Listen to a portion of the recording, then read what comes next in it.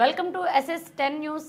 విద్యుత్ శాఖ రైతు పొలం ఇనుగుర్తి మండలం కేంద్రంలో బుధవారం విద్యుత్ శాఖ డిఈ విజయ్ రైతులకు సుంకరి శివ వ్యవసాయ క్షేత్రంలో పలు సూచనలు ఇచ్చారు. విద్యుత్ వల్ల జరిగే ప్రమాదాలు మరియు వాటిని ఏ విధంగా నియంత్రించవచ్చు అనే అంశాలను వివరించడం జరిగింది. విద్యుత్ మోటార్లకు కెపాసిటర్లు బిగించడం వలన 15% విద్యుత్ ఆదా అవుతుందని తెలిపారు. ఆటోమేటిక్ స్టార్టర్లు వాడడం వలన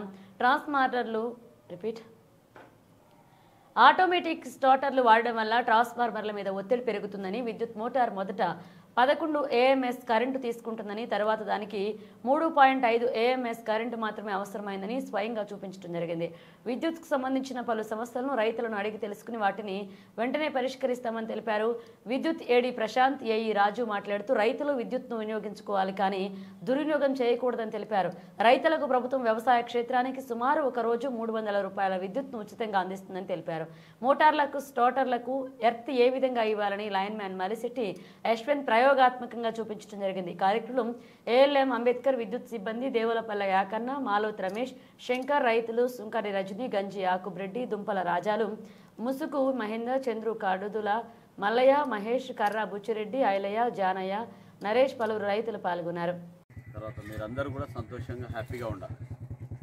ముఖ్యంగా ఈ పొలం బాట అంటే పొలాల దగ్గరికి, ట్రాన్స్ఫార్మర్ల దగ్గరికి విద్యుత్ సిబ్బంది, విద్యుత్ ఆఫీసర్లు అందరూ వచ్చి మీ సమస్యల్ని తెలుసుకొని మీ సమస్యలకు పరిష్కారాలు కూడా చూపించాలన్నటువంటి ఉద్దేశంతో ప్రభుత్వం ప్రతిష్టాత్మకంగా స్థాపించినటువంటి ప్రోగ్రామే పొలం బాట కార్యక్రమం.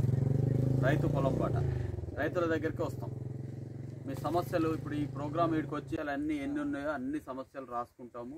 ఆ సమస్యలకి పరిష్కారం కూడా చూపిస్తాం. కాబట్టి ముఖ్యంగా రైతులకు జరిగేటువంటి ప్రమాదాలకు సంబంధించినవి చాలా రోజు పేపర్లో చూస్తే ఎక్కడో ఒక దగ్గర ఇన్సిడెంట్ జరుగుతూ ఉన్నాయి.